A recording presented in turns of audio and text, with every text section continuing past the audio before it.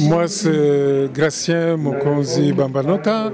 Je suis chargé de suivi et évaluation au secrétariat permanent d'appui et de coordination du secteur de l'éducation, ce qu'on appelle en SPAS, en cycle.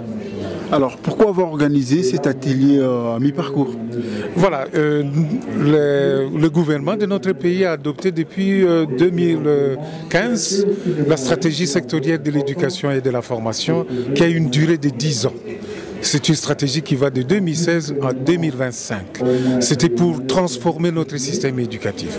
C'était pour améliorer l'accès à ces systèmes éducatifs, améliorer la qualité du système éducatif et améliorer la gouvernance.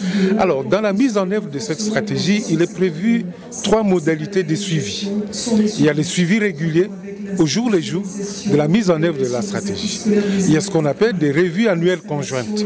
Donc chaque année, le gouvernement avec ses partenaires, c'est-à-dire le partenaire technique et financier, même les organisations de la société civile, chaque année, il y a une revue conjointe qui réunit le gouvernement et ses partenaires pour faire le point de l'année, faire le bilan de l'année et voir quel réajustement on peut faire l'année suivante.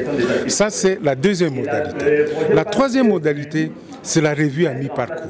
Comme la stratégie est d'une durée de 10 ans, 5 années après, on devrait s'arrêter pour voir quel bilan on peut dresser de la mise en œuvre de la stratégie, quelles leçons on peut tirer de ces bilans et quel réajustement faire pour la deuxième moitié qui reste. Et voilà, pour cette revue à mi-parcours, c'est justement pour faire le bilan de la mise en œuvre de la stratégie. Depuis le début, on a déjà fait environ 6 ans, si pas plus. Il était question de s'arrêter pour voir pendant 6 ans, qu'est-ce qu'on a réalisé dans les différents programmes qu'on a, dans les différentes réformes qui avaient été préconisées. Est-ce qu'il y a des difficultés qu'on a eu à rencontrer et qu'est-ce qu'on pourrait définir comme perspective pour la période qui nous reste d'ici 2025. Voilà donc la revue à mi-parcours a 2 objectifs, dresser le bilan et définir les perspectives pour la période qui nous reste. Voilà ce que je peux dire en peu de mots par rapport à votre question.